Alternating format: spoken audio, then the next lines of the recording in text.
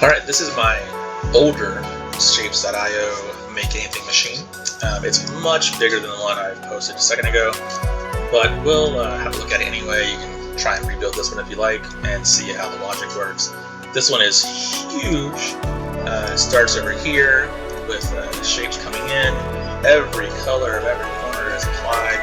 That all feeds out to a multi-selector, which then feeds down into my stacking array, then feeds out on a single line of output. This machine is currently off, so I'm not usually using it right now, but I can still go through it and show how it works. So let's do that. So starting here, all my shape inputs come in. I put several rows, I don't even like about 4 of each shape in total. I just put a bunch of storage here. I didn't really know what I was doing at the time, but it all comes up from here, flips around, and lines up with one last storage. Again, I did all this just for overflow's sake and kind of tracking what I was doing. And these all come out in sets of 4 storage, which is 8 rows, and they each filter out into a set. So circles, windmill, square, star, circle, windmill, square, star, and that just repeats. How many times is this? I forget. 16 times? So, yeah, a lot. And all of that then fires through and just comes across to its point on the far right, which we'll get to in a second. As you can see here, we've got colors coming in, also a similar deal. I've got 4 storage wide sets of each color. The spacing is stupid, I don't know why I did that, I was just learning at the time. And I'm actually only using 1/2 of them because I don't need all this color, so this is way bigger than it needs to be. But every color here represented in more or less order, and those are fed by your standard color mixer sets. Of course, raw colors are straight up raw, mixing happens for other colors, and then that is output. There's a lot of tunnels and junk happening here to get it down here, but this all comes in and fills up these storages. Same thing here, purple, and then white. White is just bigger, obviously, because it takes double the mixers, so there's a larger white set here. All this mess just to get all the colors out. They come down and they line up with a set of shapes. So, oh yeah, that's right, that's what it is. I have 1 set of each shape for each color. So that means there's 7 sets of 4, whatever that works out to. So here we come through, and the shapes come into this painter set, the color comes into the painter set, and this outputs a colored full-size shape. So here we have circles, windmills, squares, and stars again, all white, purple, red, yellow, etc., etc. As many as it takes to get 1 set per.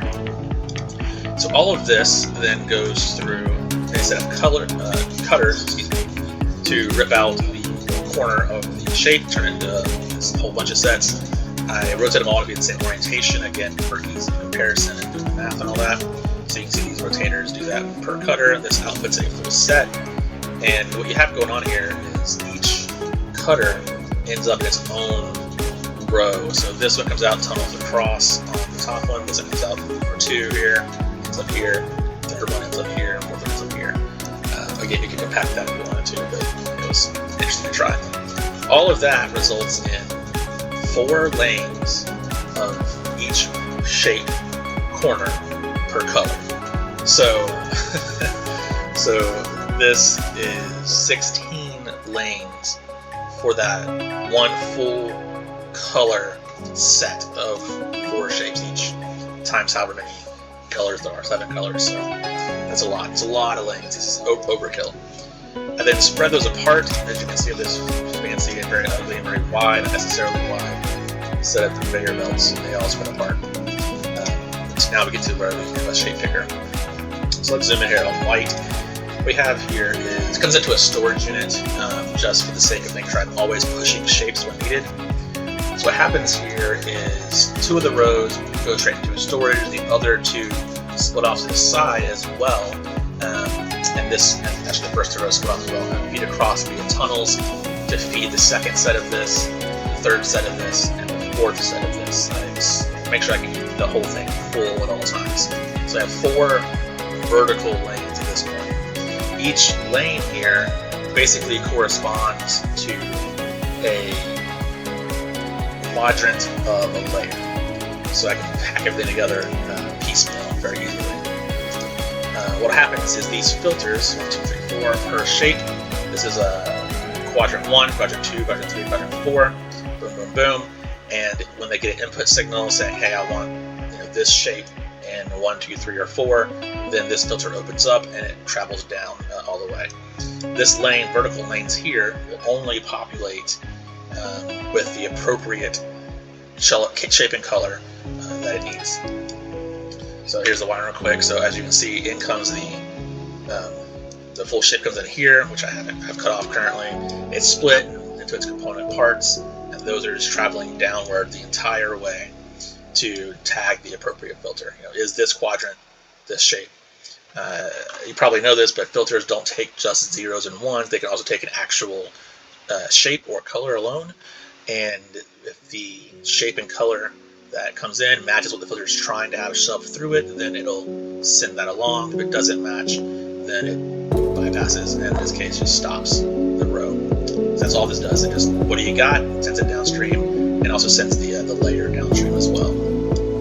So effectively, these 4 vertical columns will make one whole layer once all the right corners are picked, and they're sent to the bottom. Similarly here, this is layer 2, with the right layer 3, and then layer 4.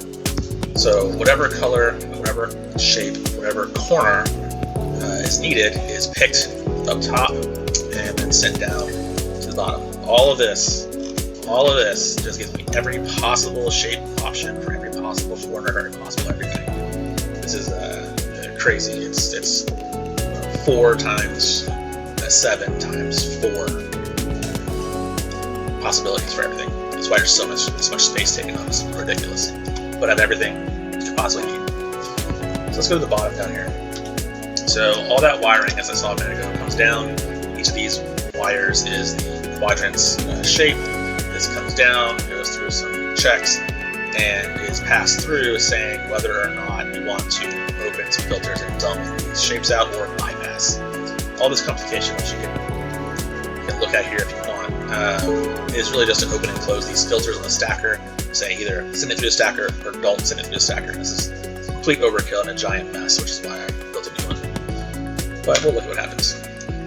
So this is a layer 1 comes in, and you can see here I rotate things to the proper place. The first one stays right. This is corner 1, which is the top right corner. Then 2, bottom right, bottom left, and top left. These come out, and I split them off here just so I can do 2 sets of stacking at once, just for compacting things up in this giant machine. And that gets dumped down here. And then I just have bypasses to make sure I have multiple stackers happening, but really each one is just stacked. Bam, bam, bam, stack it all up, and when you're done, dump it to the side. Similar thing here. And this just does it again, and does it again, does it again. This is some old shapes left from when I last ran this thing. And then at the end down here, we have our last stacker, and here I have bypasses on each row. These filters here, here, here, and here, which are flashing the wire symbol, because I cut the wire up top. These act as checks. Is it the right shape that I want? If not, trash it. And it just lets me dump the extra contents of the stacker. Again, unloading the stackers. There's not extra stuff in it. You don't have to do all that. This all comes down and gets combined up. That's what all this mess is doing here. It just combines up the output of these 2 sets of stacker rows. At this point, you would have a full layer. It comes down through here. Is it the right layer? If not, trash it. If it is the right layer, is it the only layer? If so, send it through to the bypass. If not, send it through the stacker. So it comes down here and gets waited to stack on top. This first section is the topmost layer. Similarly here, we have our second set of stackers for layer 2, or the second from top, which happens here. Same thing happens here. Is it right? If not, trash it. If so, send it through. And it's going to come down and get stacked under the layer to the left. Similarly down here, same thing. 3rd from top and 4th from top. If any of these are null, then it will send a signal to the next layer saying, hey, forget the stacking, just keep on going, which is what the bypass here is for. So yeah, that's it. It stacks up from the bottom to top, and then its output here. All this mass puts out a single row of the completed shape.